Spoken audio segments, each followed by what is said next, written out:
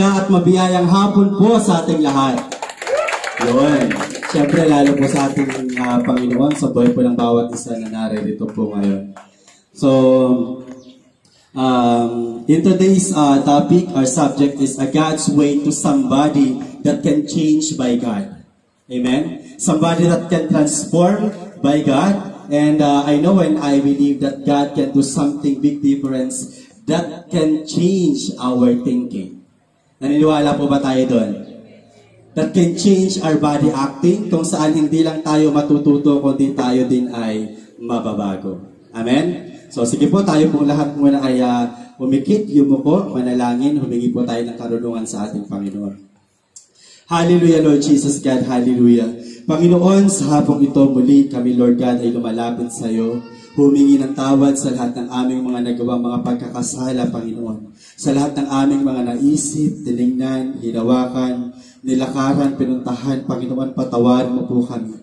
Lord, sa hapong ito, Panginoon, gawin mo kaming karapat-dapat sa paglapit sa iyo.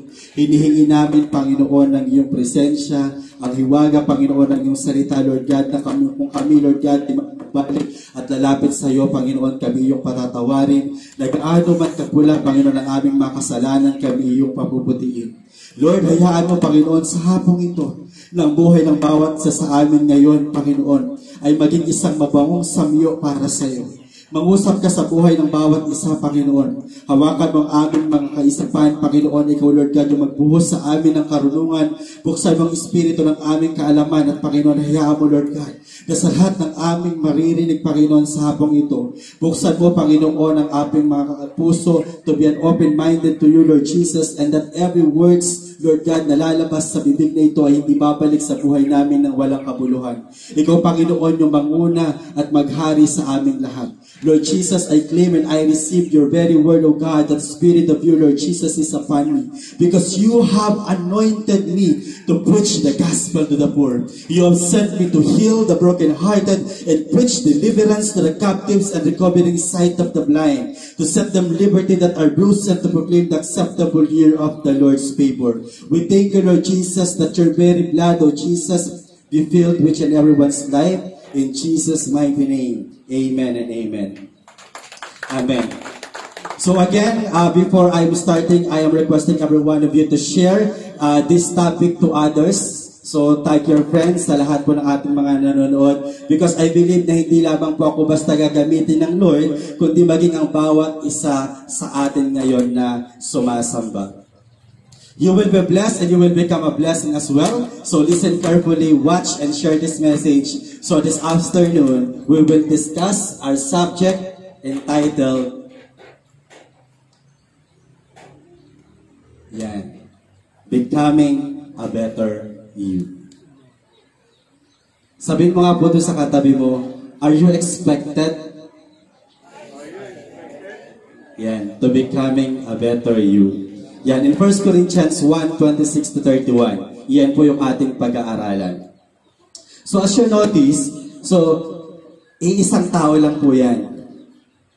But, yung isang tao po na yan, maaari siyang magbago. It's depend nung kanyang kaisipan. Sa pag-iisip niya, maaaring ito yung magpagalaw ng buhay niya at ito rin yung magiging siya sa kinabukasan niya.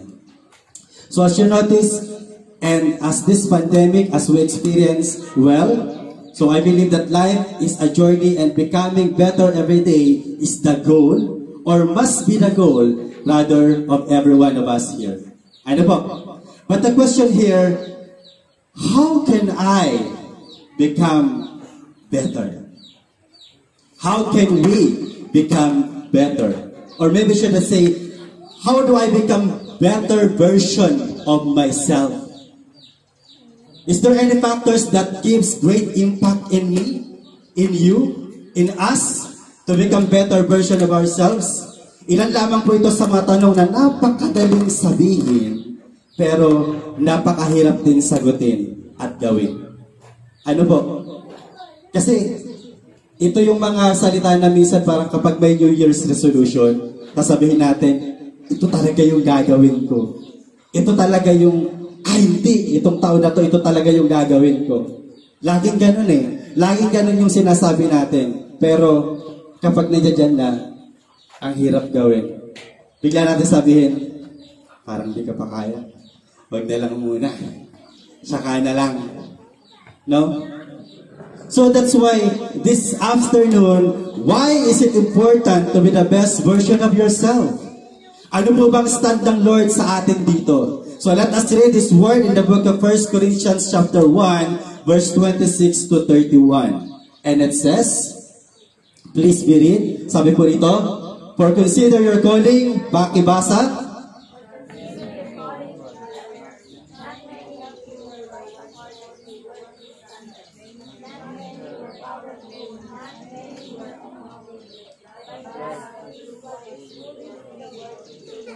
Amen. Yes.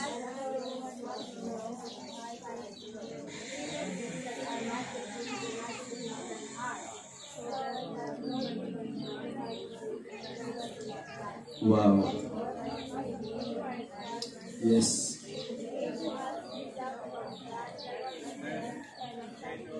Amen.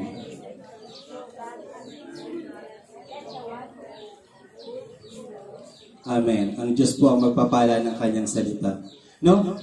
Kung iintindihin po natin mga kapatid, katulad ng taga-Korinto, nais ni Apostol Pablo na alalahanin natin ang ating mga katayuan noong tayo ay tawagin ng Diyos.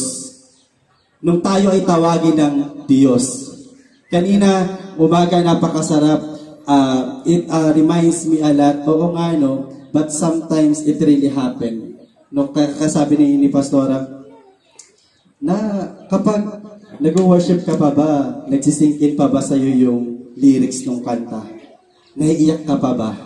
Kapag nakakarinig ka ba ng mensahe sa Panginoon, tinatamaan ka pa? O rutinary na lang sa'yo yung palagi mong ginagawa? No? Kaya sabi niya, kung iaayon tayo sa pamantayan ng tao, sabi rito, kung tayo iaayon sa pamantayan ng tao, marahil ang iba o ang ilan sa atin ay hindi magagawa makipagsabayan sa galing ng iba. Sapagkat ilan lamang sa atin ang matatawag na marunong, makapangyarihan, at maharlika. Hindi lahat sa atin ay pinanganak na matalino ka na agad. Hindi lahat na sumuplong sa mundong ito na mayaman ka na agad. At hindi lahat ay may kakayanan na makipagsabayan sa paligid na iyong ginagalawan. Subalit sa kabila nito, pinili pa rin ng Diyos ang mga katulad natin na naturingang hangal sa sanlibutan upang hiyain ang marurunong at pinili niya ang naturingang mahina upang hiyain ang malalakas. Ayun yung sabi niya. No, hindi po ako nagsasakta. Ayun po yung sabi niya. But God chose what is foolish in the world to shame the wise. God chose what is weak in the world to shame the strong. God chose what is low and despised in the world, even things that are not, to bring to nothing things that are. Pinili niya ang pangkaraniwang tao, mga hinahamak at mga mahihina sa sanlibutan ito, upang ipawalang saysay ang mga kinikilala ng sanlibutan ng mundong ating ginagalawan. Pero ang tanong, paano natin hinaharap ang ating mga kahinaan sa pamagitan ba ng ating mga panghihinayang? Na kapag meron tayong mga naranasan noon at ang buhay na meron ka na ngayon, nakatingin ka pa rin sa likuran mo noon at nanghihinayang ka na paulit-ulit mong sinasabi, sayang kung sana. Sa lahat ng meron tayo ngayon, panghihinayang ba yung nasa isipan mo? Kung bakit hanggang ngayon ang buhay natin ay ito pa rin at hindi nagbabago?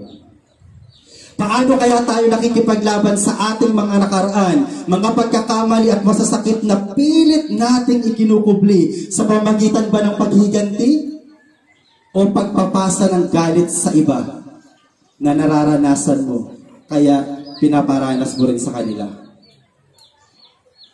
Apostle Paul encouraged us to his word in Philippians 3:12 to 13. So sabi po ng Philippians 12 to 13, Not that I have already obtained this or are already perfect, but I press on to make it my own because Christ Jesus has made me His own.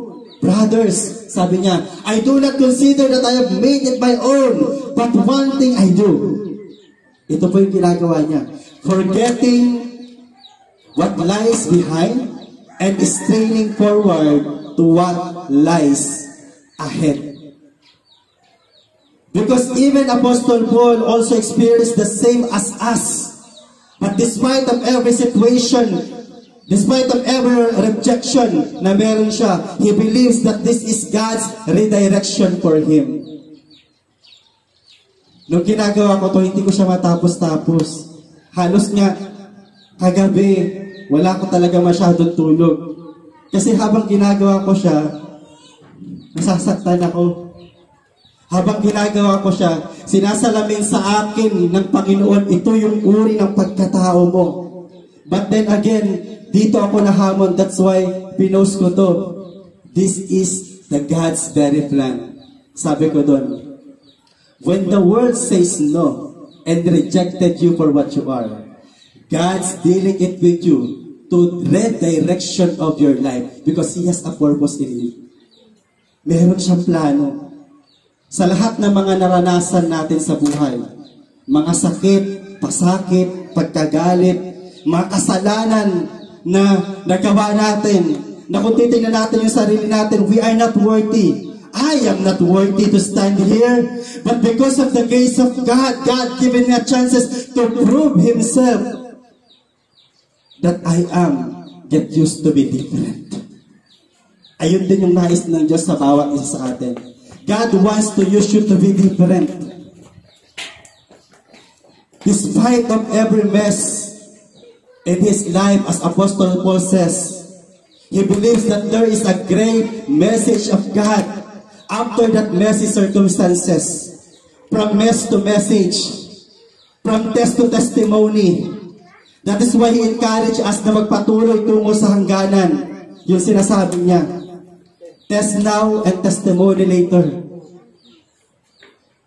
Messy in your previous and very message of your now and for your future. Kaya ano nga po yung sabi niya, hindi sa nakamtan ko na ang mga bagay na ito. Hindi rin sa ako'y ganap na, sabi niya. Ngunit sinisikap kong makamtan ang gantimpala sapagkat ito ang dahilan kung bakit ako'y tinawag ni Kristo, ni Jesus.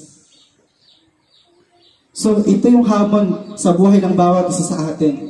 Na may mga bagay man na ayaw natin o ayaw niyang mangyari sa buhay niya, hindi ito naging hadlang para hindi magpatuloy sa nais at layunin ng Diyos sa Kanya.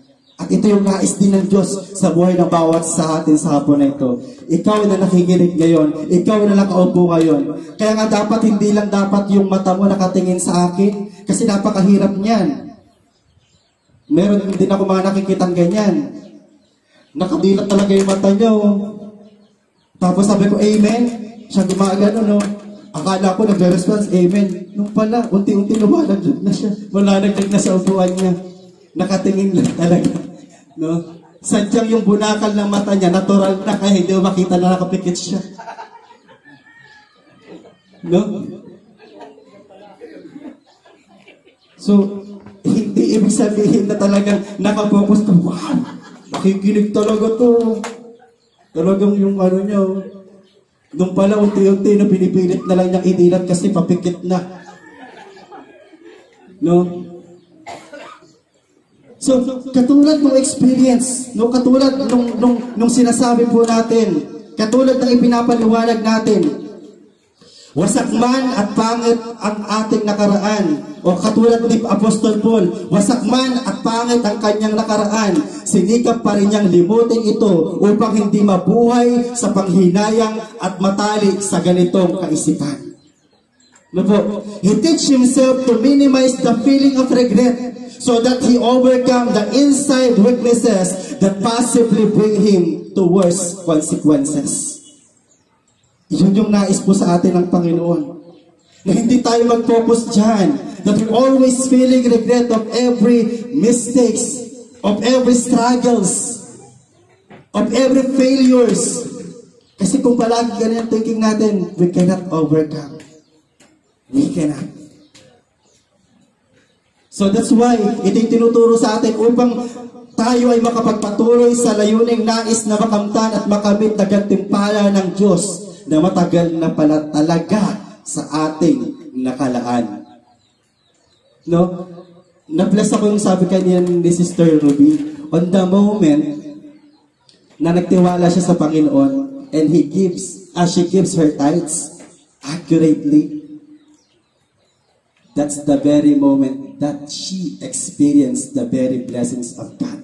Not only to her, but to her family. Meron kang mga pinangahawakan na ibinigay sa iyo ng Panginoon at ang nais ng Lord, makita mo yan at gamitin mo iyon.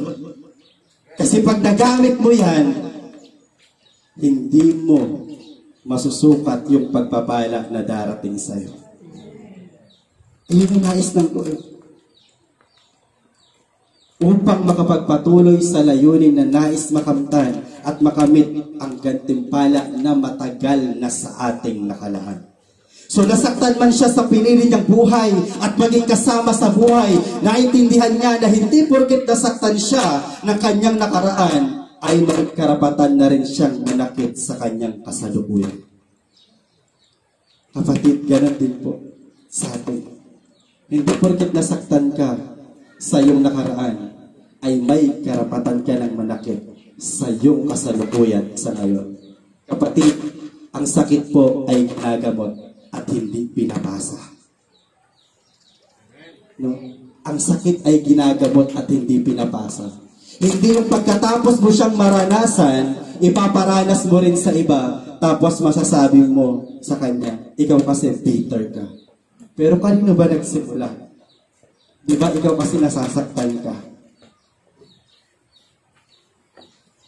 No? Dumating ako sa buhay ko nung time na nagbalik ako rito, masyadong talagang excited ako. Sobrang na-excite ako. But very moment, kahit ang dami kong plano, it always rejects me. Nare-reject ako at nasasaktan ako. Then I realize, it's the way of God. Kung po pala yung nais ng Panginoon sa atin, no?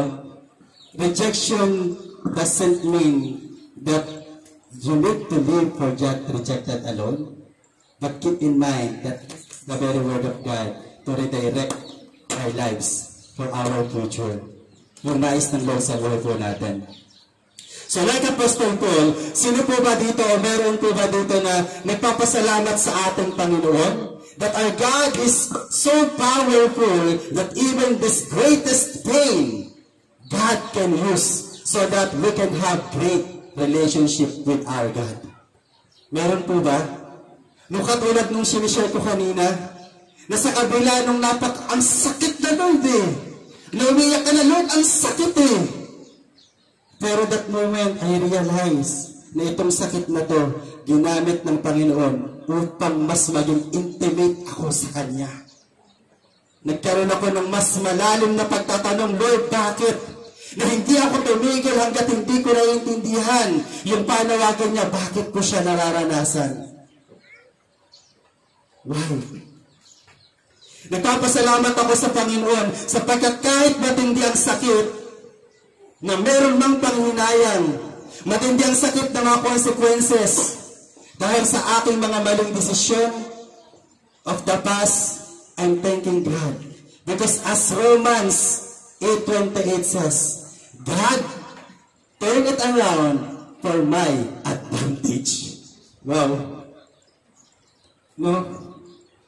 Sa makabila ng matinding sakit, ng mga consequences dahil sa mga maling desisyon sa ating nakaraan, we must thanking God because this is His promise in Romans 8:28. God can turn it around for your advantage.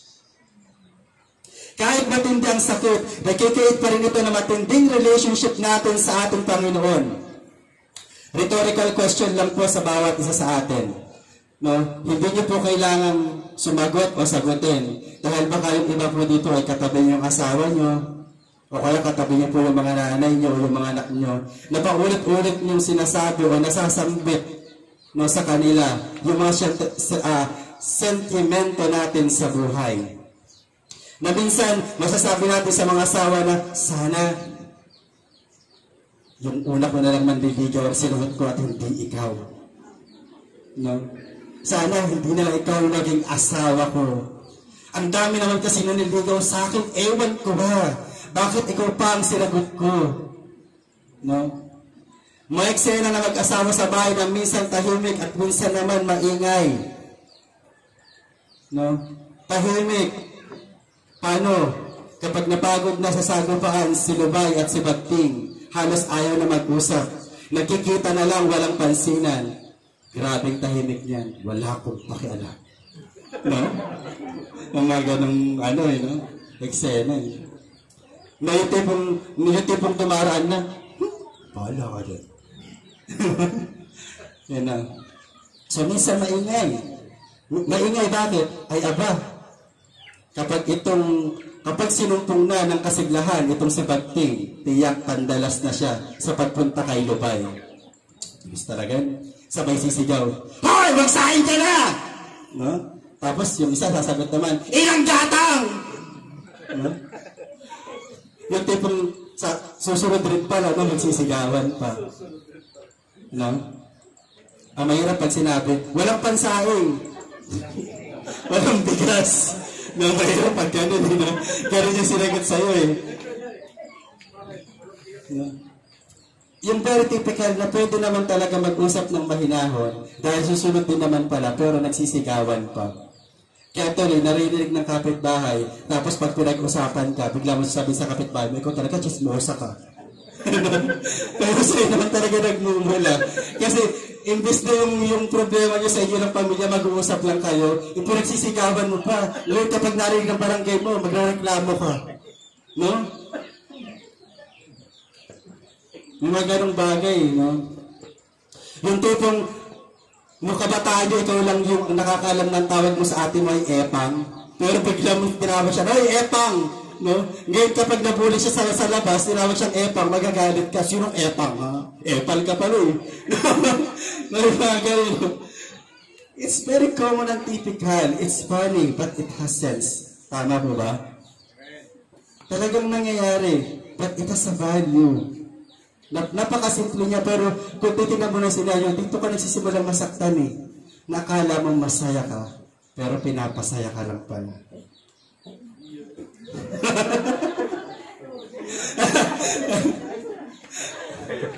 Wala po. So pag natapos na yung mag-asawa, no, kapag napagod na sila, susundan naman nung ina at anak, o kaya yung tatay at anak naman, yung may eksena. That's the very common and typical. But kidding aside, the truth is, we live in the world of brokenness. Ano po? We live in a world of brokenness. We all want to change and become better people. Lahat po tayo nag-i-inspire niyan. Lahat tayo nag-i-desire niyan. Lahat tayo, this is our determined desire, no, na mangyari sa buhay natin. Sometimes, it can feel like life is out of control and we can't stop hurting ourselves and others around us. When you feel hurt, you're hurting people. When you become a victim, you will become a victimizer. No po? But there is hope. Do you want to see real lasting change and growth in your life? Let's consider these some points.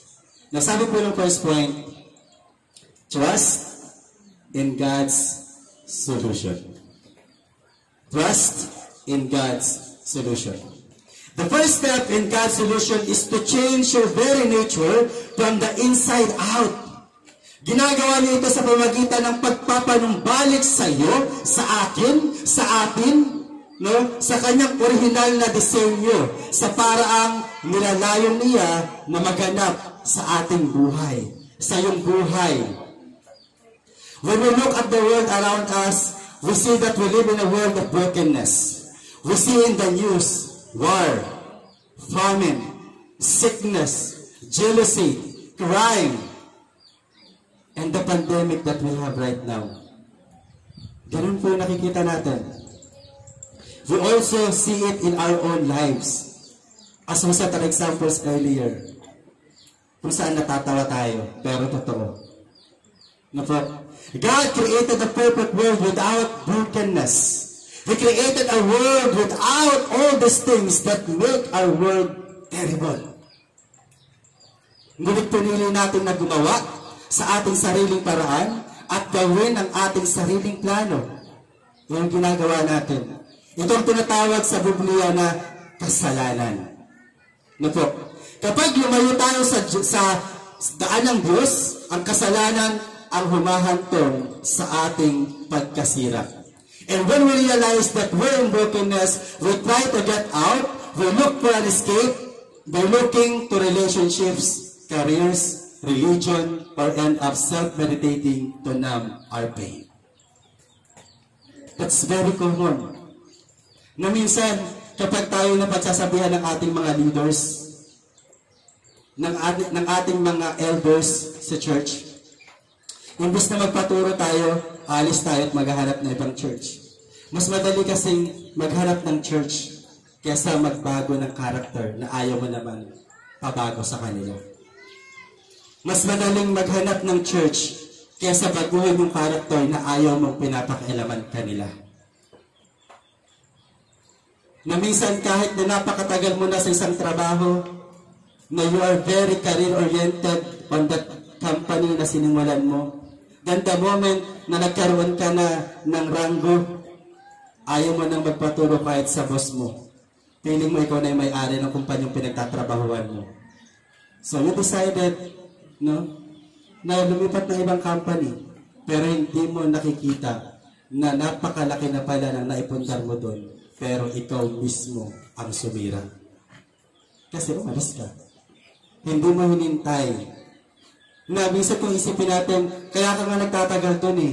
Kasi nakikita ng boss yung worth mo. Pinapahalagahan ng boss yung loyalty mo. Kaya that despite of everything, nakatrabaho mo, isa ka sa nananatili doon. No po?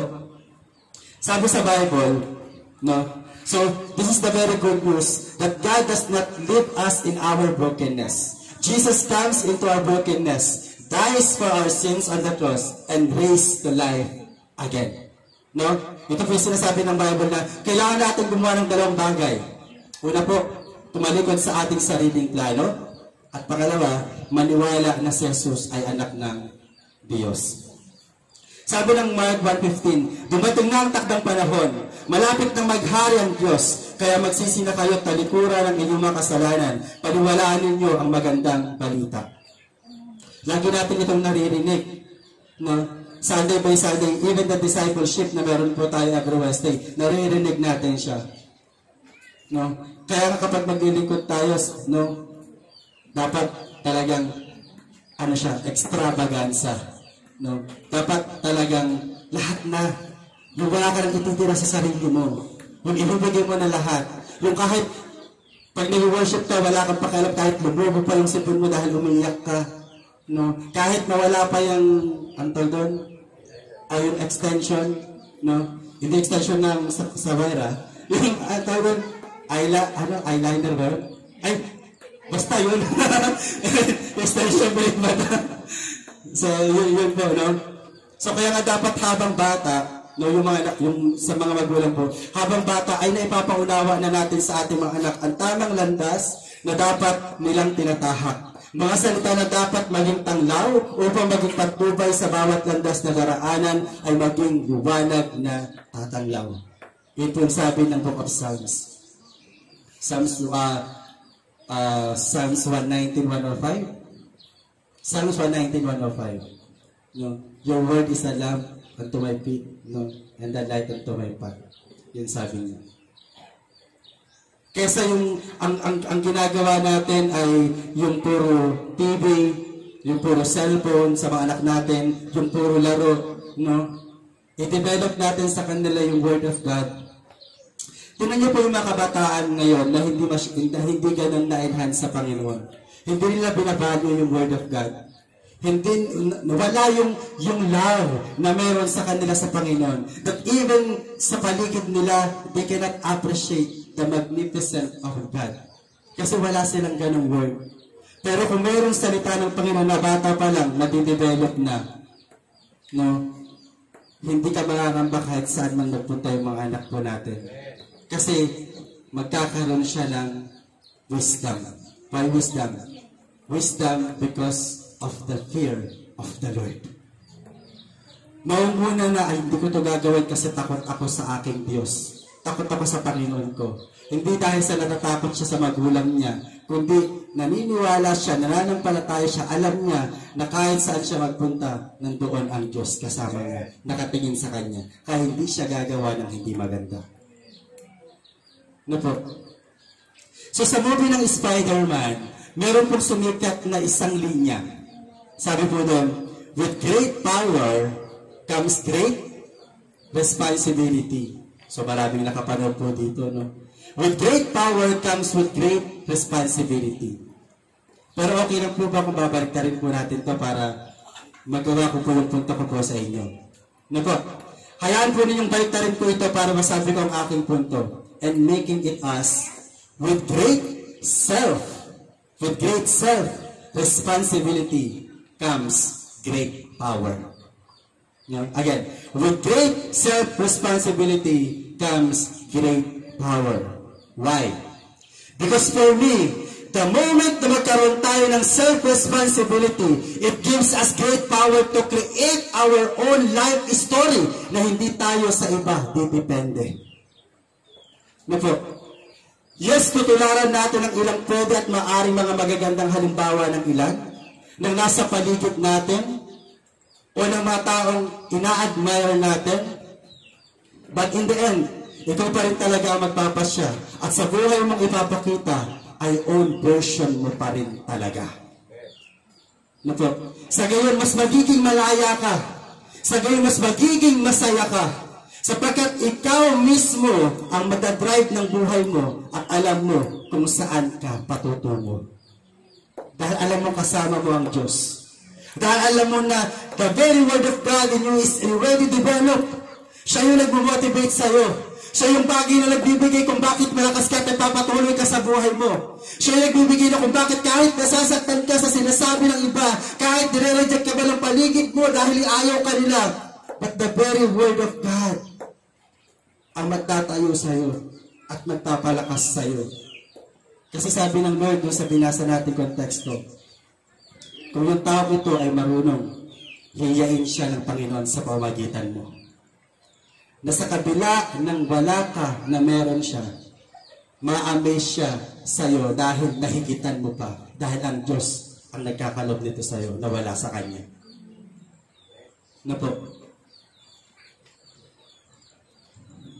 Tingnan po natin ang ilang halimbawa ng ginagawa ng ilang itong mga sikat na personalities and even celebrities. Halimbawa na lang po na yung mga artista, yung mga politiko, yung mga atleta, na kahit na nagpapasalamat sila sa magandang pangalan na ibinigay sa kanila ng kanilang mga magulang, ang challenge pa rin sa kanila ay ang mag-create pa rin ng sarili nilang marka. Sa lipunang kinabibilangan at ginagalawan nila na masasabi nilang kanila talaga. May mga ilang anak na artista na naging artista sila dahil artista ang nanay nila, ang tatay nila, celebrity sila. But hindi yun yung nagiging way para sumikat sila. Nagkikreate sila ng sarili nilang istorya. Na makikilala sila hindi dahil anak sila ng artista, kundi dahil sa ginawa nilang sila talaga. Sa atin ganun din. Kahit ano pa pong sabihin ng nakapaligid sa'yo, na mga mali sa pagkatao mo, mananatili silang sinungaling sa Diyos na nakakilala sa totoong lumikha sa'yo. Diyos lang ang mag-judge sa'yo. No? Hindi yung sinasabi ng diablo patungkol sa pagkabuhay, sa buhay mo. Hindi yung sa sinasabi ng nasa paligid mo. Kundi, ano ba yung sinasabi ng Diyos mo? Ano ba yung sinasabi sa'yo ng Panginoon? Paano ka ba tinitingnan ng Lord? Sapagkat iyon ang magbibigay ng fulfillment sa atin, na hindi lang sa isang pangalang binana at tinutuloy lang natin. No? When we have this self-responsibility, nagkakaroon tayo ng self-accountability that we take the consequences of our own action and learn from them, especially from our mistakes. Look at the realization of prodigal son. If you remember, yung gospel po ng prodigal son, after niya magkaroon ng self-responsibility over his wicked ways, over his wicked deeds and wrongdoings, yung mga ginawa niyang mali, na na-realize niya, nag-regret siya, but he realized his failures. Ano po ba yung sabi ng gospel? Ano sabi ng Bible? He came to his senses. Di po ba? Sabi niya, nagugutom ako dito. Samantalang sa amin ay sumusobra pa ang pagkain. Hindi ito ang buhay para sa akin. Hindi ito ang gusto ko. Ano sabi niya? Babalik ako sa aking ama. And that's the exactly things that happen to us. Dahil hindi ito ang buhay na gusto ng Diyos para sa atin. And I know and I believe that hindi rin ito yung buhay na gusto mo. Kung ano yung buhay na meron ka ngayon. Na-amaze ako doon sa isang testimony na sinabi nun ni Pastora na merong isang pastor na dinala siya ng Lord doon sa miraculous, yung wonders, kasi he is really amazed with God. No, na meron daw dalawang storage, chamber, may dalawang chamber. Then, this pastor asked God, nagtanong siya, sabi niya, doon sa first chamber, sabi niya, bakit ito ay halos empty na? Kunti na lang yung laman. Pero bakit itong kabila ay ang dami pa? No? Sabi sa kanya ng Lord, itong konti na lang na laman na to, ito yung mga panalangin mo, yung mga dinisay ng puso mo, na natanggap mo na. Nangyari na sa'yo. At ito naman kabilang chamber, bakit puno pa? Ito naman yung mga panalangin mo na nanghinayang ka. Ito yung mga panalangin mo na nandun ka na sa climax, gustong-gusto mo lang umiyak, naalala mo, mahal pala yung anong tawag doon? Tapos, ang mahal ng bili ko rito, sayang. Hindi mo na tinuloy yung luha mo, no? Na hindi pong iyak na iyak ka na kasi first time mo naranasan si Lord. First time mo umatin dito. Tapos nakita mo, dito pala yung nanay ko, nakakaya. Wag muna. No? Na minsan, yun yung nais ng Lord. Nakatulad ng prodigal son, God wants us to give into our senses. The moment that we realize that very senses chooses by God, ito na yung blessing. Ito na yung changes. Ito na yung nais ng Lord na makita mo. But you hold it. Kasi hindi ka masyadong o hindi ganun kadip yung pananampalataya mo sa Kanya. Ngayon, tipong itong Sunday na to, naliliwanagan ka, nagiging excited ka, nare-realize mo yung salita ng Panginoon, tapos sabi mo, yes, akin yun, ako yun, ako yun. Tapos ito na, nagbubukas na yung langit, bawawa na sa'yo, inatapos na yung service. Pag uwi mo sa inyo, tinalakad ka agad na nanay mo, patay na. Wala na ang pananampalataya. Kaya yun, nagsara ulit yung langit. Kung sumilip lang siya, dapat lalabas na. So, ganun din po. Hindi ako, no, yung sinasabi po dito ng Bible na tayo ay yung senses na meron tayo, nahayaan natin na gamitin ito ng Panginoon. Sabi nga yun sa Book of Hebrews, kapag narinig mo ang aking tinig, huwag mo nang patigasin ang iyong puso. Sabi ng Panginoon. Sabi niya sa Revelation, narito ako, kumakatok sa pintuan ng iyong puso. Kung hahayaan mo lang, sabi ng Panginoon, ako ay papasok. Hinahayaan na natin ang una eh. Tapos kung kailan nakabukas na, pasilip na eh. Binawi mo pa.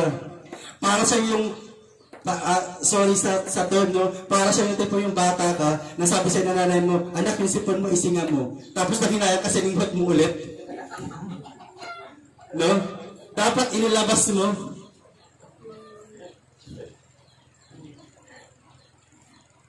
Sabi niya doon, babalik ako sa aking ama. At ito yung nais ng Lord. Babalik ako sa Lord. babalik ako kay God. Kasi hindi ito yung nais ng Lord na buhay para sa akin. And that's the exactly things that happen to us, na hindi ito ang buhay na gusto natin. Na anumang sabihin ng paligid na meron tayo, lagi tayo sasabihin natin sa sarili natin, hindi ako pa-influensya sa mga taong masama. Ano ang palaking sa akin kung gusto ng aking mga kaibigan na sirain ang buhay nila, hayaan ko sila. Basta ako, magko-concentrate ako sa pag-aaral ko. Hindi ako pa-apekto sa pressure na binibigay sa akin ng mundo o ng iba. Basta ako, gagawin ko ang tama at gusto ko. Hindi ako paalipin sa galit na nararamdaman ko. Basta ako, mag-move on ako. Hindi ako madi-discourage kahit natanggal ako sa trabaho. Kahit hindi nag-boom ang aking negosyo. Basta ako, magsisikap pa rin ako. Magsisimula pa rin ako ulit. Hanggang sa makita ko, maranasan ko yung nais ng Diyos sa buhay ko. No? Remember, yung isang babaeng balo na paulit-ulit siyang lumalapit doon sa judge. Na itong judge na to hindi naniniwala sa Diyos at hindi naniniwala sa batas ng tao kasi nga judge siya. No, pero itong babaeng balo na to, alam na yun. Pero sa kabila ng nalalaman niya, paulit-ulit pa rin siyang bumabalik doon sa judge. Hanggang itong judge nagsawa na. Sabi niya, sige na nga, ibibigay ko na nga sa'yo. Makulit ka. Baka kung ano pang magawa ko. Yung Diyos natin ganun din. Kapag may mga bagay na gusto ka sa buhay mo, kapag may mga bagay na parang ang hirap-hirap sa'yo, no? Huwag kang magsawa. Kasi pag nagsawa ka, may hirapan kang makahanap ng gamot dyan. Dapat mapagod ka lang. Dahil kapag napagod ka, lumikha ang Diyos ng pahinga para makapagsimula ka ulit. No? Pag napagod ka, pahinga ka. So dapat yung thinking natin na despite of everything's happen, no? Magpapakabuting tao na ako, magiging faithful na ako sa iyo, Lord. Sa asawa ko, sa anak ko, sa pamilya ko, etc., etc. When we mean it, mabilis nating makikita ang buhay na para sa atin, ang buhay na inilaan ng Diyos na lumikha at nagbigay sa atin. Kaya pwede ba, habang maaga pa mga kapatid, wake up. Wake up. Pick up. Gather yourself. Stand up. Because you already have flickering lamp. Andap-andap ng buhay mo. Yung lampara na pinagkatiwala sa iyo ng Diyos. Dahil sa pagiging responsable mo. Sa pagsasabi mo na ito yung New Year's resolution ko. Pero, January pa lang, inulit mo na naman. Nagsisimula pa lang ang buwan ng taon. Ganun ka na naman. Dito ko na-admire. Ito yung isang bagay na talagang nagpaiyak sa akin at nagpa-realize sa akin. Si David. Sabi niya doon sa Psalms 27:4, isang bagay lang. Sa buhay ko, isang bagay lang ang aking hinihiling. Ang tumira sa Diyos habang buhay at sa templo niya, no, makasama ang Panginoon upang humingi sa Kanya ng patnubay. Sa buhay natin, napakarami nating hinihingi, napakarami nating gustong maging, pero hindi natin naisasama ang Panginoon doon. Nagkikreate tayo ng mga New Year's resolution natin, pero hindi kasama ang Panginoon doon. That very moment, hindi humingi si David ng kapangyarihan, pero ginawa siyang hari ng Panginoon. Hindi siya humingi ng anumang yaman, pero siya ang isa sa pinakamayaman sa kanyang panahon. Isang bagay lang hiniling niya, ang makasama ang Panginoon. So isang bagay lang pala kailangan natin gawin. That despite of everything, lahat ng bagay na ito ay mag-fade. But God is not. No, malilimutan ng lahat ng tao ang mga bagay na ginawa mo. Pero ang pagkakilala mo sa Diyos na nagbigay ng buhay sa iba ng pagbabago, no, ay mananatili sa puso nila, sa isipan nila, at masasabi nila sa iba. Remember last Sunday, the power of touching because of Ananias? Hindi masyadong binabanggit si Ananias. Hindi siya nasasama sa mga preaching. Bihira lang. Pero dahil sa isang bagay na yon, kinilala si Ananias dahil kay Paul. No? Marahil hindi ka man kinikilala sa bagay o sa buhay na meron ka. Pero yung Diyos na meron ka, iyan yung magbibigay sa iyo ng dakilang pagkakilala. Dahil sa tuwing makikita ka ng iba, magliliwanag ang Diyos sa iyong mga mata. No? Yan yung nais ng Lord. Hindi yung maandap-andap na yung buhay na sa pagiging responsable natin. No? Dahil habang buhay, mga kapatid, hindi tayo pwedeng umasa sa ating mga magulang, sa ating mga kapatid. Mawawala sila. Yung mga kapatid natin, gagawa rin ng sarili nilang buhay. At ikaw, paano ka kung palagi ka nalang nakadepende sa kanila? No? Sa huli, buhay pa rin nila at buhay mo pa rin ang mahalaga. Lalong-lalo na kapag nasa kagipitan na. And if ever na in the end, para sa iyo, naroon pa rin ang malasakit nila, kapatid, sa palagay mo, fully, mararanasan mo ang nararanasan nila? Come on. Magkaiba po tayo ng buhay. Kambal man na may iisang muka, magkaiba pa rin ng buhay na tinatamasa. No po? Hindi ka makapanghiram ng kaligayahan, ng contentment, ng kaayusan, ng disiplina, ng relasyon sa Diyos. Kaya hindi po pwedeng lagi sasabihin natin na hindi na lang ako magsisimba. Kasi pinagdarasal naman ako ng anak ko na lagi naman nagsisimba. No. A big no. Sabi ni Joanne, very wrong. Very wrong. Tignan niyo po yun, ha? I don't know her a lot. But because of the word very wrong, no, nagsisingkin sa akin. Why? Kasi pinaghawakan ko yun ang nagsalita doon ang Diyos. Ang Diyos sa buhay niya. No? Kaya naalala ko, Lord, very wrong. No? Very wrong. Hindi mo pwedeng ganon. Na kapag hindi na ako magsisimpa kasi nagsisimpa naman ako, panapanalangin naman niya ako, okay na yun. Ay, hindi na ako magsisimpa kasi nagsisimpa naman yung tatay ko, yung nanay ko, okay na yun. Hindi. Hindi po ganon. Hindi po pwedeng ganon, mga kapatid. And if ever man na makahiram ka nga, hindi mo pa rin mapifeel na ganap yan. Bakit? Kasi nga, hiram lang. Kaya tayo po talaga ang dapat mag-cultivate sa sarili nating kakayanan. No po? Binigyan tayo ng Lord ng magkakaib ay iba-ibang kakayanan. Sabi nga, no, kanina yung prayer natin, get used to be different. Magpagamit ka at maging kakaiba.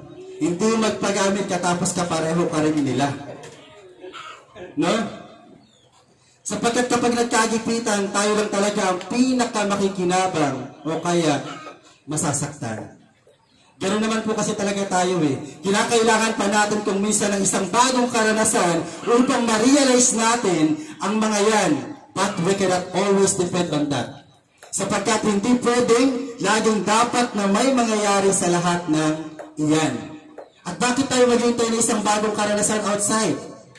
Bakit kailangan natin maghintay ng bagong karanasan outside us? Kung pwede naman natin itong makita, pwede naman natin itong makuha, pwede naman natin itong magawa sa pamagitan ng karanasan within us. Meron tayo sa sarili natin. Hindi tayo CTTO na copy-paste. No? Kung na-appreciate mo yung nabasa mo, you can reverse it. No? You can produce another na meron ito at mas magiging kakaiba pa, mas magiging kagamit-gamit pa.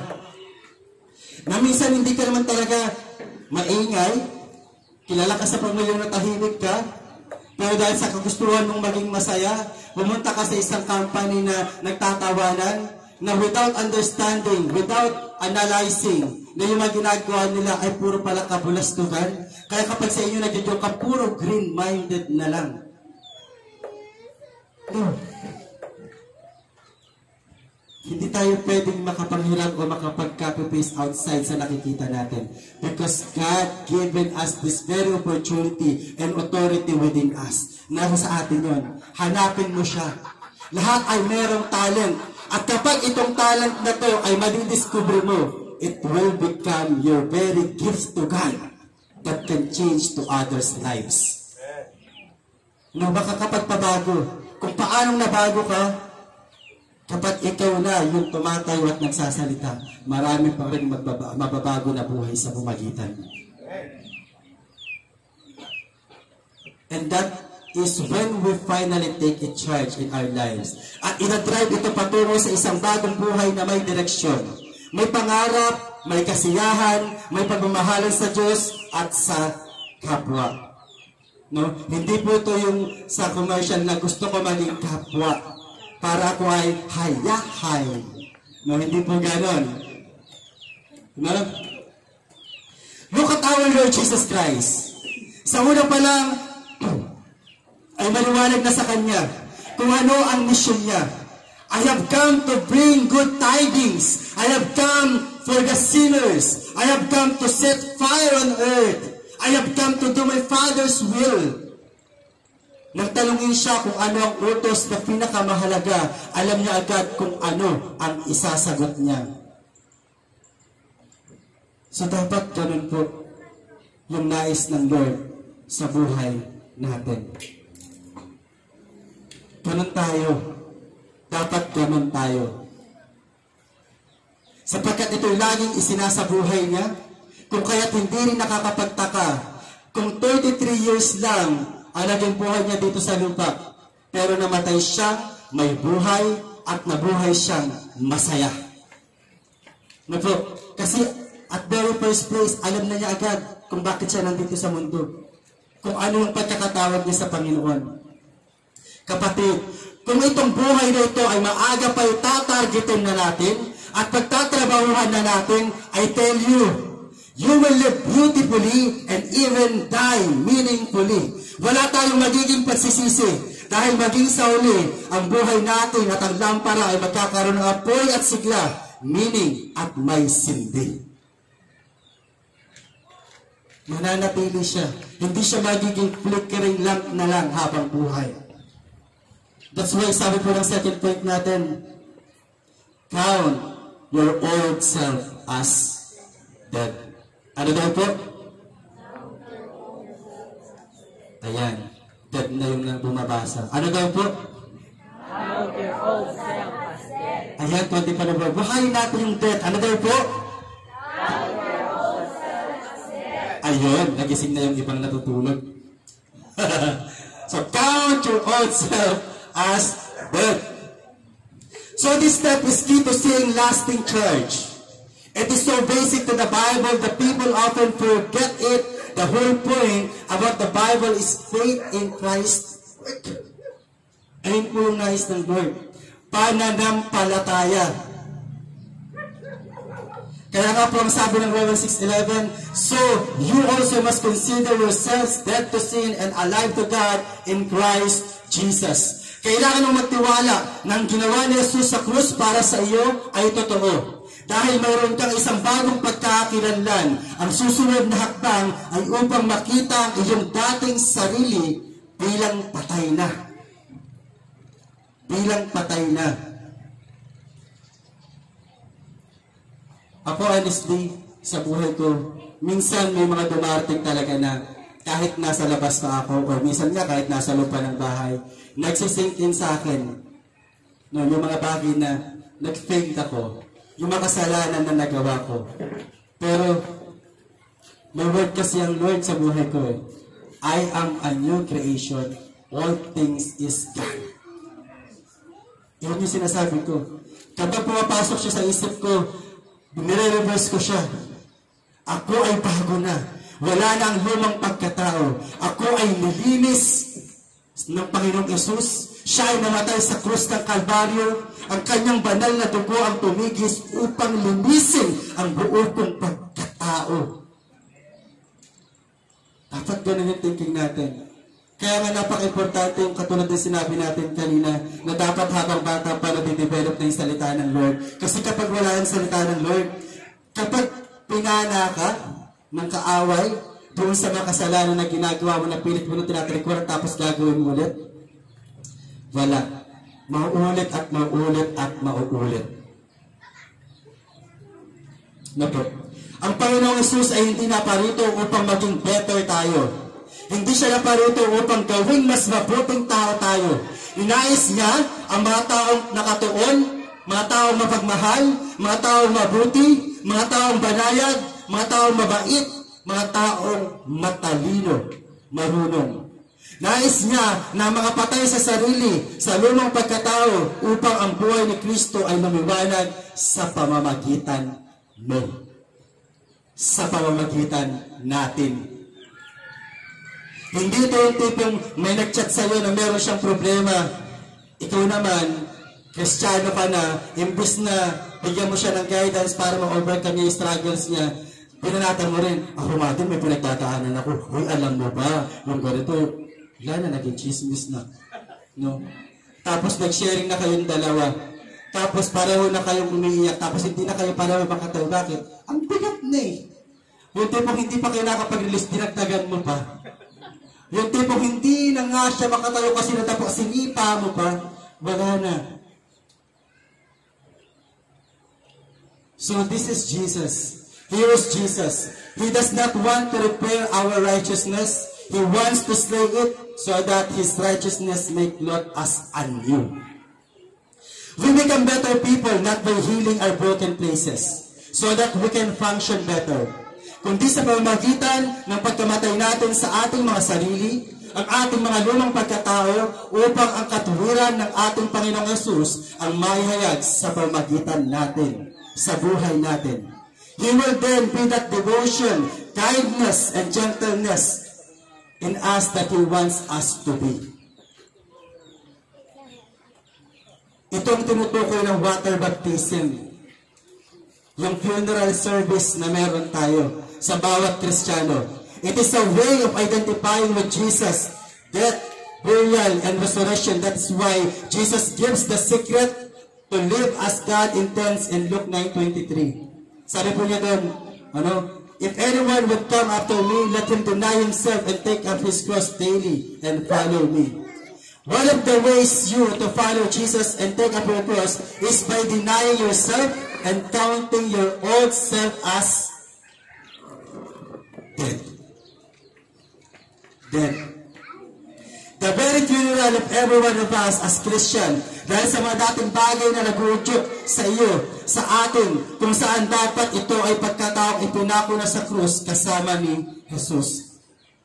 Ang mga dating bagay na dati ay nabihag ka, na nagdadala sa kahiyan at nagpapanduna, dapat ay ipinako na ito sa krus kasama ni Jesus. Kaya nga, may pagsamba eh. Kaya nga mayroong Sunday service na katulad nito. Kaya nga may mga Bible study, may mga midweek service at mga discipleship.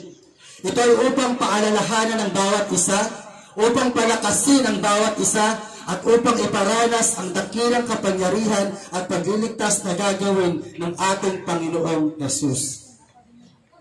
Kaya kung sakaling may pain pa rin, may mga regret ka pa rin, kapatid, sumamba ka. Pumunta ka, pumasok ka sa mga sambahan. Kausapin mo ang Panginoong Jesus. Magdasal ka, magsisi ka sa iyong mga kasalanan, sa ating mga nagagawang kasalanan, at nararamdaman mo ang pagyakap at paggabay at ang tulong ng Diyos sa iyo. Kaya nga minsan nagtataka ko, bakit kapag may mga service, mayroong ilan sa atin na habang may nag-respect dito, hawak niya yung cellphone niya, tapos type ng type. May na-message mo si Lord? Lord's message sent. No? Hindi iti-text sa'yo ng Lord yung mensahe niya. No? Dito, sa pamagitan ng nagsasalita dito, sa pamagitan ng nababasa natin na salita ng Panginoon. Ito yung mensahe sa atin ng Lord. Hindi sasabihin ng Lord yung mensahe niya doon sa katabi mo. Bakit po siya nagbigay ng preacher dito kung doon pa lang sa katabi mo, magsasabi tapos magkakwentuhan kayo? Hindi po ganon. No? Kaya kung may mga pain pa rin, sabi ng Lord, sumamba ka. O kung sa bahay mo, no? Yung sa quiet time, mag-create ka ng sarili mong quiet time, devotion sa Lord. Ikaw mismo at ang Lord. Kasi yun yung pangako niya. Iyon naman talaga yung sinabi niya. Na iiwan niya yung 99 para lang sa isa. Hindi dahil sa hindi mahalaga yung 99. Kung ang isa ay mahalaga, mahalaga din yung 99. Kaya lang, bilang isang mabuting pastol, yung isa ang pinaka nangangailangan ng tulong niya. Ano po? Kasi, yung 99 na tupa, kapag nakita ng lobo, kahit gutom na gutom itong lobo, hindi niya atakihin yun. Bakit? Malakas eh. Isang grupo eh. Marami eh. Kaya hindi siya magtatangka na pumunta doon. Pero yung nag-iisang tupa, kapag nakita ng lobo yun, kahit busog na itong lobo, kakainin pa rin niya yun. Aatakihin pa rin niya yun. Kasi nga, nag-iisa. Kapatid, tayong lahat dito ay mga tupa ng Diyos. Pero kung ikaw sa tingin mo ang may pinakamabigat na problema dito sa ating lahat, ikaw yung nag-iisang tupa na yon. Lahat tayo dito ay mahal ng Diyos. Pero kung ikaw ang may pinakamaproblemadong anak sa magulang dito sa ating lahat, ikaw yung nag-iisang tupa ngayon. Kung ikaw ang pinaka-nagigipit sa pera, sa lahat, sa atin ngayon, ikaw yung nag-iisang tupang iyon. At kung ikaw ang may pinakamalalang sakit sa lahat, sa atin ngayon, ikaw yung pinaka-nag-iisang tupang iyon. Maniwala ka, kapatid. Kapag nagsisink in sa'yo yung salita ng Diyos, at nare-realize mo, yung naririnig mo na sinasabi ng Panginoon, niyayakap ka ng Lord ngayon. Niyayakap ka ng Lord ngayon. Na kapag kumakanta ka, na kapag kahit nandiyan ka, nagtitiri-eyed ka, kasi nare-realize mo kung gaano ka kamahal ng Diyos at kung ano ang tingin sa'yo ng Diyos, niyayakap ka ng Diyos ngayon. Mga kapatid, sige nga po, isipin niyo po kailan ba mas naging solid ang pagkakilala ng mga disipulo sa ating Panginoong Jesus? Kailan po ba? Sige po, isipin natin kung kailan. Sa pamamagitan po ba ng mga himala at milagro? No! Hindi po. I don't think so, kapatid. Kasi kung mas kinilala ng ang ating Panginoong Jesus ng solid na solid sa mga pangyayaring kagilagilalas at kamangha-mangha, di sana hindi nila ito inabandona. Hindi nila sana sinabi na ipako sa krus. Hindi sana ganun. Interestingly, kailan mas naging solid ang pagkakilala nila at paniniwala na Diyos si Jesus? Nang ipakita niya, nang matapos siyang mabuhay na maguli, ang mga bakas at pahirap sa kanyang mga kamay, sa kanyang tagiliran, sa kanyang paa. Ironically, na makita ito ni Tomas at ng mga ilang alagad, sinabi nila, "My Lord and my God." Kasi nakita nila, totoo nga. Totoo nga na naranasan mo. Totoo nga na despite of everything, Lord, nabuhay ka. Totoo nga. Kasi even sa caravan, yung ibang mga tao kapag nagmi-minister si Bishop, may mga nag-i-slay. Marami pa rin na kahit gusto na nilang lumapot, nakatingin, nagmamasid. No? They believe, but they don't have faith. They only curious for what was happening on that very place. Katulad ng mga alagad, ng disipulo, ng mga tao ng panahon ni Jesus. Mas nakilala nila ang Panginoon, hindi dahil sa himala at hindi dahil sa mga milagro, kundi nung ipakita ni Jesus ang mga bakas, nung butas sa kanyang kamay, sa kanyang paa, sa kanyang tagiliran, yung mga sugat na natamo niya, doon sila naniniwala na totoo nga at nasabi nila, my Lord and my God. Kaya nasabi ng centurion na ito nga ang anak ng Diyos. Habang si Jesus ay nakabayubay sa krus, habang nakabayubay sa krus si Jesus, sabi niya, totoo nga, ito ang anak ng Diyos. Kailan ba nasabi ng magnanakaw na alalahanin mo ako kapag nagahari ka na? Nung unti-unti na namamatay si Jesus at unti-unti na namamatay din siya kung saan doon niya naranasan ang Panginoon sa buhay niya. At nasabi niya, totoo nga. So even sa family natin, kahit tayo ay nasasaktan, lahat tayo alam po natin na mahal tayo ng asawa natin. Asawa mo yan eh. Lahat po tayo alam natin na mahal tayo ng anak natin. Anak natin yan eh. Lahat po tayo alam natin na mahal tayo ng kapatid natin. Kapatid natin yan eh. Kaibigan natin yan eh. Pero kailan mo mas na-appreciate? Kailan mo mas nakikilala at mas nararamdaman ang pagmamahal nila? Kapag mayroon ka ng nararanasan na mabigat na problema. Di po ba? Doon kayo mas nagdadamayan. Ganon din ang pagmamahal ng Diyos. Hindi ko po sinasabi na magdasal tayo at sabihin natin, Lord, bigyan mo po ako ng mabigat na problema para mas makilala ka pa. No. Very wrong. Hindi po ganon. No? What I'm trying to say is, lahat tayo ay pwedeng dumaan doon. That we experience hitting rock bottom. Ano expression ng hitting rock bottom? Ano pong understanding natin sa hitting rock bottom? Dito rin po ako tinatagpo ng Panginoon. The word of this hitting rock bottom. I remember of engineer when I was working as audit manager before. Sabi niya sa akin, every time that I'm going to their places and conducted physical audit, sabi niya, Sir, ang tatayo nating establishment, matigas ang mga bato. At kailangan na po natin ng matinding driller para dito.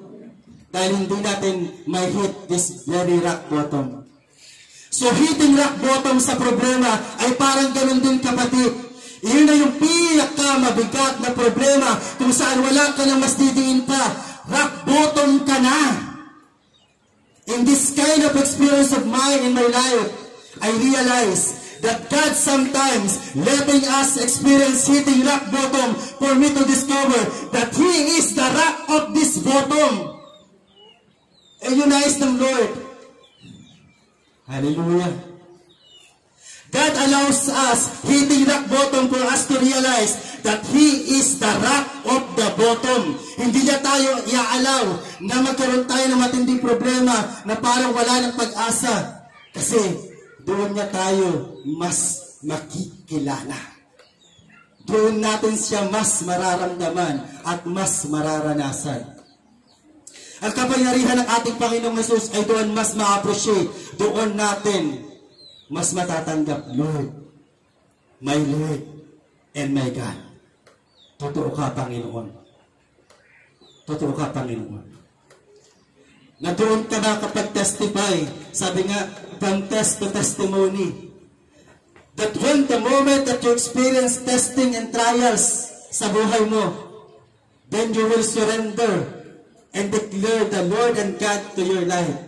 Time will come, you will testify the goodness of God to your life.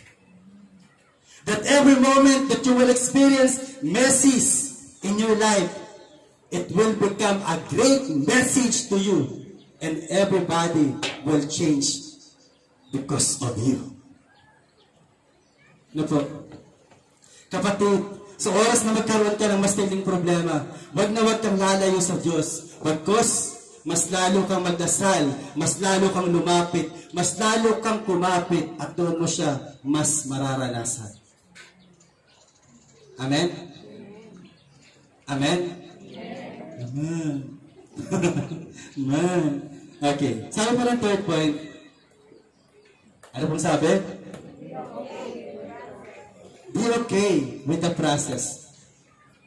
Your identity is a new, or your identity as a new creation is given in an instant. But the process of maturity is a long game. Learning to live out of your identity takes time. Ano po? Parents need to nurture their children hundreds of thousands of many instances before they become mature enough. Ganun po yun. Hindi siya yung tipong kapag nagsasalita na, tapos sumingi sa'yo ng pera, bigla mong dadaldalan na, pera ka ng pera, magtrabaho ka. Baka sagutin ka ng anak mo, Nay, kung may tumatanggap nga lang po ng trabaho sa 7 years old, nagtrabaho na ako at hindi na ako hingi sa'yo. No po? Hindi siya ganun. Minsan nga, kahit mga dalaga na yung mga anak natin, may asawa at anak na yung mga anak natin, sa atin pa rin nakatira. Ano po? Because parents need to nurture their children hundreds of thousands of instances for them to become mature enough. Kaya, minsan hindi ako nagtataka kung bakit may mga nanay na binata naman yung anak nila, successful naman na, pero inaalala pa rin nila. Kasi ganon ang magulang, ganon ang nanay, ganon ang tatay. Na hindi sila makukontento hanggat hindi nakikita ng kanilang physical na mga mata na maayos ang kalagayan ng mga anak nila. So si Lord ganon din.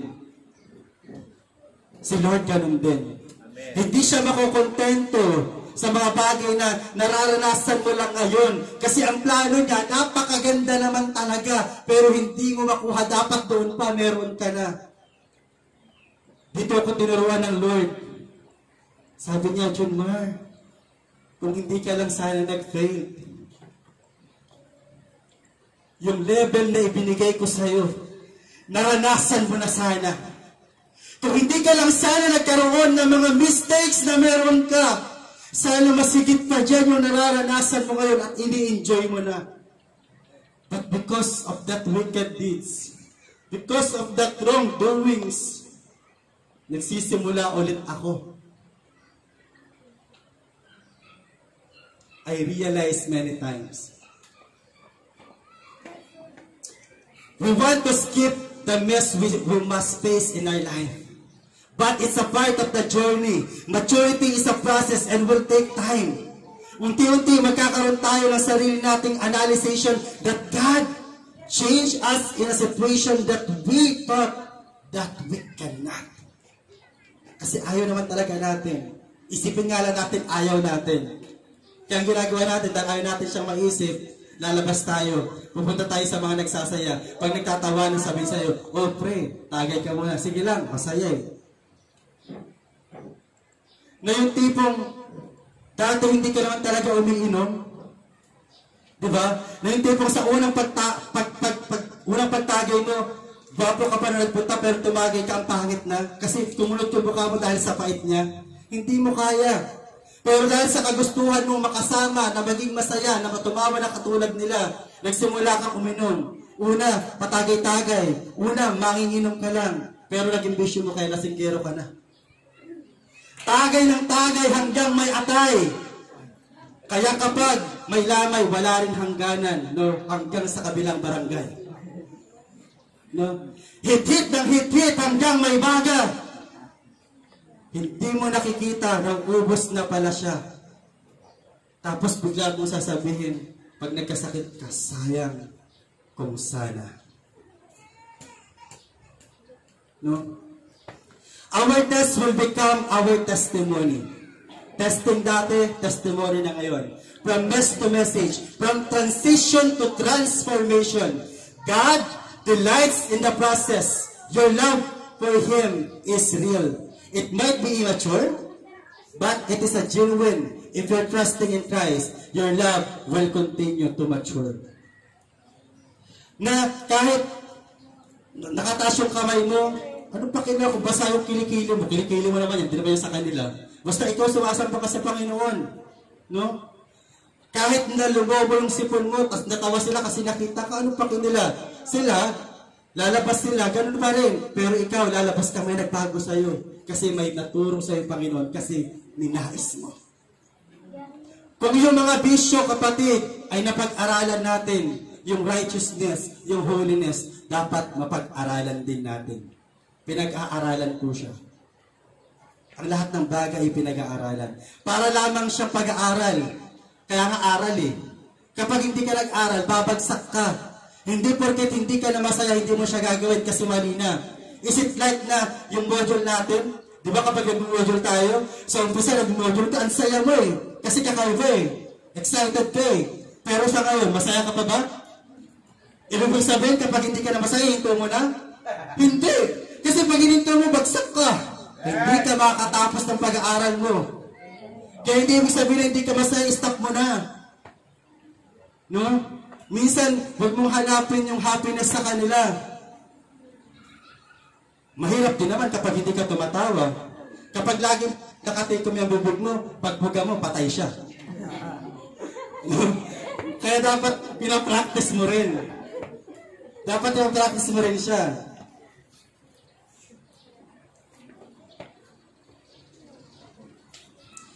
Sa lahat po ng ito, mga kapatid, we will receive God's forgiveness and we can forgive others too. Ayun po yung nais ng Panginoon. Turuan natin ang ating mga sarili na mag-let go and give it God. Don't hold on to grudges. Don't let bitterness become like a root to your soul that poisons you from the inside. Wag, kapatid. Ang pagkikimkim ng galit sa matagal na panahon ay parang pagdadala ng lasyon na para dapat sa nakasakit sa iyo. Pero ikaw mismo ang umiinom nito. Bakit? Kasi ang unang biktima ng hindi pagpapatawad ay ikaw na hindi marunong magpatawad. Gets mo natin, kapatid? Ang pagkikimkim ng galit sa matagal na panahon ay parang pagdadala ng lason na para dapat sa nakasakit sa iyo, pero ikaw mismo ang umiinom nito. Bakit? Kasi yung epekto nararanasan mo. Ikaw ang unang nagiging biktima ng hindi mo pagpapatawad sa kanila. Kaya nga sabi ng Lord sa Hebrews 12:15, pag-ingatan ninyong huwag tumalikod ang sino man sa inyo sa pag-ibig ng Diyos. Huwag kayong magtanim ng sama ng loob nang dahil dito'y napapasama ang iba. Kasi baka akala mo lang, okay ka pa. Pero sa tuwing may kausap kang iba, no? Yung sakit pala na nararamdaman mo ay napapasa mo na sa kanila. Yung nga nagsishare siya, pagkatapos imbis na i-guide mo siya kasi naniniwala siya na may kakayahan ka, pero alam mo na dapat, pinatuungan mo na pinatuungan ka, hindi na siya makatayo. Tapos naging dahilan ka kung bakit nagkasakit siya. Ano po? Jesus said that if you don't forgive others, you will not be able to receive God's forgiveness. If you cannot forgive, you will not change. Forgive others because God forgive you. Ano po? This is from the book of Matthew. I forgot the chapter and verses. Matthew. Basta Matthew. Matthew 6:12. So, sorry yun. Matthew 6:12. If truth to be told, mga kapatid, madalas, lahat tayo lost. Lahat tayo walang passion. Lahat tayo walang motivation. Marami po sa atin na tamad noon at pinag-iisipan natin kung bakit hindi pa tayo nagsikap at nagpakasipag noon para sana mas maganda ang ating mga buhay ngayon. Pero hindi porkit nanghihinayang ka, ay mali ka na agad o may mali na agad sa'yo. To be human is to have regret. Kapag tao ka, siguradong may mga panghihinayang ka. Bakit po, mga kapatid? Because making mistakes is a universal experience. Again, making mistakes is a universal experience to those who have their weaknesses. Lahat tayo may mga weaknesses. Meaning, kapag tao ka, may pagkakamali ka. Dahil may mga weaknesses ka. Kaya nagkakamali ka kung saan may mga bagay rin na pinanghihinayangan ka. May mga bagay na ating ginawa na pinanghihinayangan natin at may mga bagay din tayong hindi nagawa na pinanghihinayangan pa rin natin. And now, it haunts us. Minumulto tayo ng ating mga maling nakaraan. Minumulto tayo ng mga mali natin, ng mga nagawa natin kasalanan. Kaya kahit na sabihin natin na sumasamba ka ngayon, nagsisimba ka pa ngayon, it doesn't mean na hindi ka na magkakamali pa ulit sa buhay mo. Kasi, no, nandiyan yung kaaway. Sabi nga, kung merong anghel sa katabi mo, may anghel, meron ding diablo na nagbabantay sa'yo. Nasabihin niya sa'yo, totoo ba?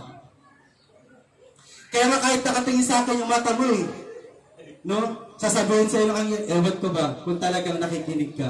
No, lagi ko nga sinasabi, di ba?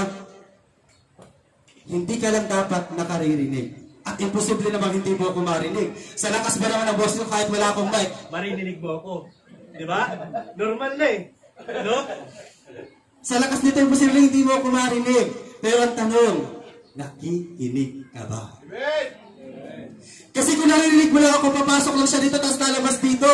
Kung narinig mo lang ako, nakatingin ka lang dito, yung mga tanong na sa akin, pero lumilipad ang isip mo. Pero kung nakikinig ka, nakapokus ka talaga, nagsisikin sa'yo, nagtitiri-eyed ka, at sinasabi mo, Lord, salamat! Because despite of everything mistakes, despite of every poisons that this very demon intake, you have your angel and healed my pain. And healed me in every pain. Lord, thank you. Thank you because you've given me another chances sa buhay ko. That despite of being unworthy, you clean this very messy. Yan yung nais ng Panginoon. Kung saan nagre-replay sa atin yung mga maling naging desisyon natin, that you wish that you could have changed, na sana pinaglaban mo. Gaya ng mga takot mo, that every moment, that very moment sa buhay mo, na hindi ka naging immature. Na madalas mong masasabi na, sayang kung sana. Kung nag-aral lang sana ako noon, kung nakinig lang sana ako noon. Ano ba yung sinabi sa'yo ng nanay mo? Yun nga, hindi ko narinig. No? Kasi nga, hindi tayo nakikinig. Pero kung nakikinig tayo, maririnig natin yung mensahe ng Diyos sa buhay natin. No? Hindi po ito yung natural o normal po doon. Naranasan niyo na po ba na yung katulad nun sa past natin na minsan meron tayong mga romantic regrets? As by example, sana siya na lang yung sinagot ko. No? 5 years ago, sana siya na lang, sana may boyfriend na ako ngayon. No? Mga romantic regrets, ang sweet pa naman niya. Ay, pag nakikita ko siya, ang hot niya. Pag ganun kapatid, no? Mag-isip ka, kasi ang hot niya. Kapag hot, ano yung hot? Hell yun. No? Kaya huwag ka magsasabi na, ay, ang hot niya, ang yummy niya. Naku, nakakatakot yan. No? Sa interno yan. No? Dapat, yung makikita natin, wow, I really admire this guy because he is godly. I really admire this woman because he is a God-fearing woman. And that's because of that fear, God give him a wisdom. Yung karunungan niya yung magde-develop sa mga bagay na wala sa'yo. Siya ang magpupuno ng mga kakulangan mo. Siya yung ibibigay sa'yo ng Panginoon para ma-develop yung pagkatao mo. Amen.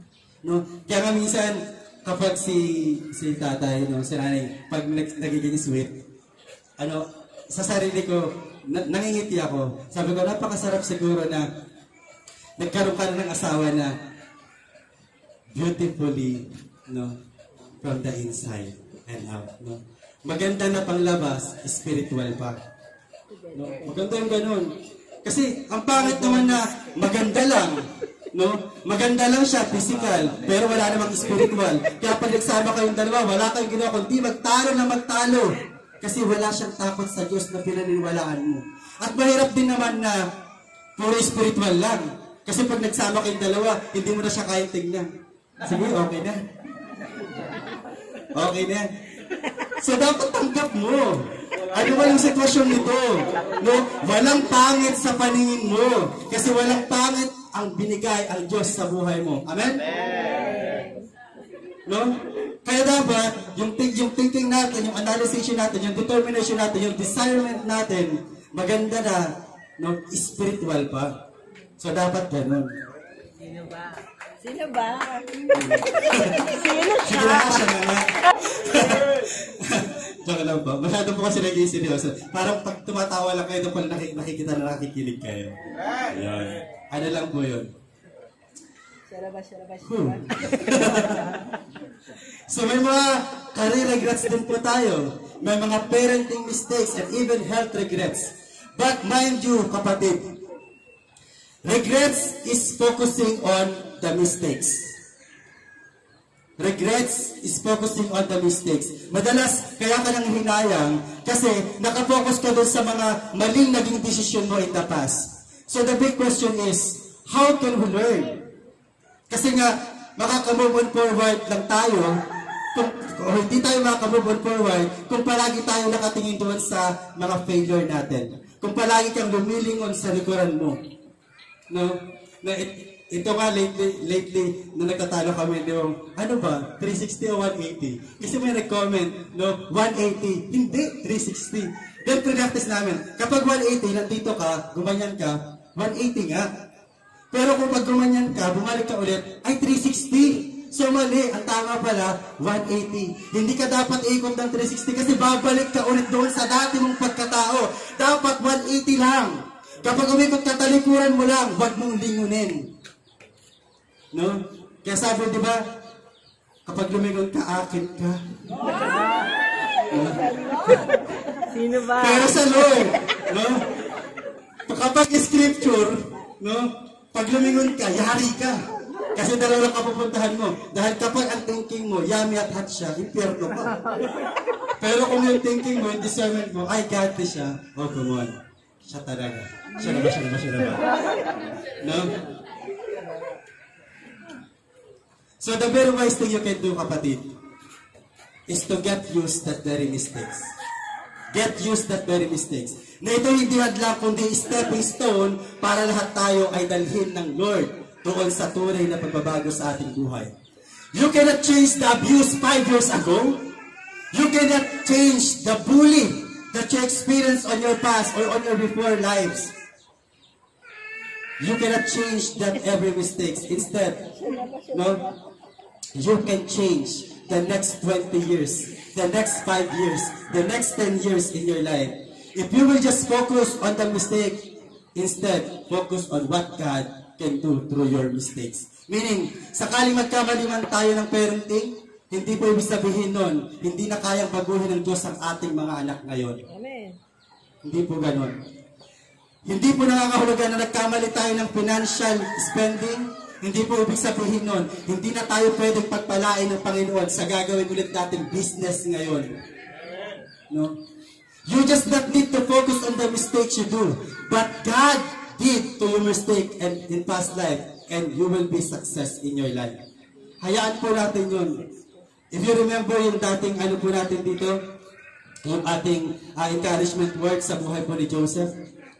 Ang dami niyang naranasan sa buhay niya. Imagine, napakasakit doon na napagturuan ka ng pamilya mo, pagbili ka. Napakasakit doon na makulong ka. Sa lahat ng naranasan sa buhay niya, pangit. Tumingin siya, ang pangit. No? Maghila mo siya, ang pangit. No? Magising siya sa umaga, pangit. No? But despite of every that pangit, sinuko niya sa Panginoon. Na-realize niya na hindi ko kayang gawin ang mga bagay na to. Instead, ibigay ko sa Diyos na pinaniniwalaan ko. Hindi aalisin ng Diyos lahat ng pangit, lahat ng sakit na meron ka. Pagkus, gagamitin yan ng Diyos upang makakilala ang iba. No? Gagamitin ka ng Diyos upang makakilala ang iba. Amen. Ang kailangan lang natin, refine this very fire of God. So tayo po tayong lahat. Surrender everything to God. Declare to Jesus that, Lord, I cannot, but you can. So sa naintindihan po nating mensahe, let's meditate this song. Kung alam niyo po kanta, sabayin niyo po ako. So halingin po natin sa Panginoon na, Lord, iparanas mo sa akin, Panginoon, yung apoy mula sa iyo. Iparanas mo po sa atin, Panginoon, yung kapangyarihan na meron ka. Kasi ito, Lord, yung gusto ko. Ito, Panginoon, yung nais ko. Hallelujah.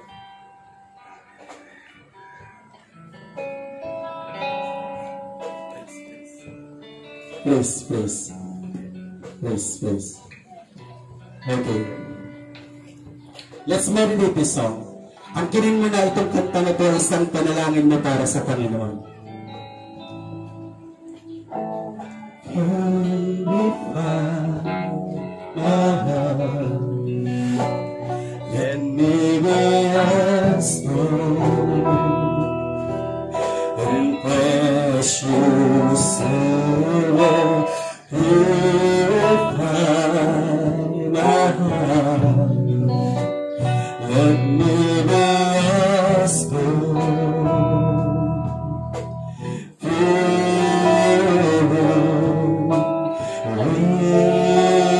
Refiner's fire. My heart's wind is to be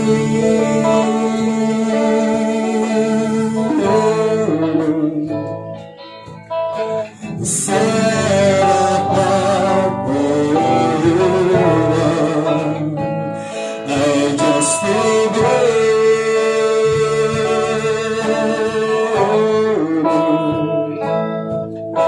set apart for you, my Master. I'm ready to do. Sabi mo sa Panginoon, purify my heart, O Lord Jesus. Come on, church. Purify my heart.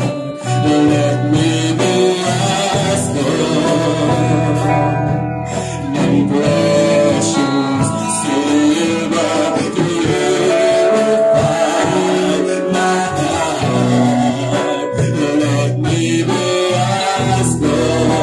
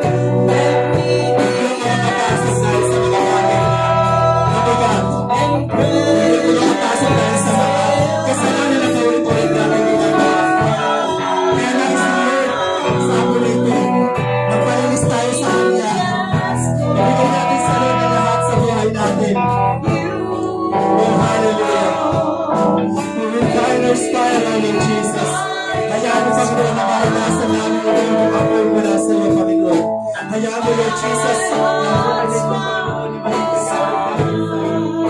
Salamat, Panginoon, sa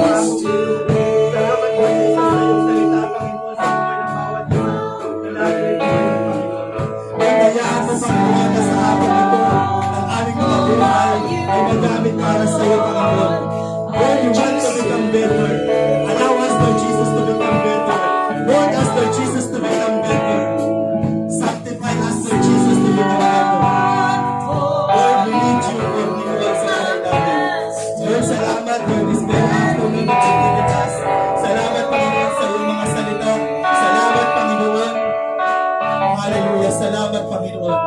Lord, ang lahat po ito, Panginoon, ay patuloy namin itinataas. Ang lahat po ito, Panginoon, ay patuloy namin ipinagkakatiwala sa iyo. Ang lahat po ito, Panginoon, ay patuloy namin ibinabalik sa iyo. At ang biyaya, ang tagumpay, Panginoon, ang kapangyarihan, Panginoon, na mararanasan ng bawat isa sa amin, Panginoon, ay patuloy namin inaangkin, patuloy namin, Panginoon, i-receive sa tanging pangalan mo lamang, Jesus, na aming dakilang tagapagligtas. Amen. Amen.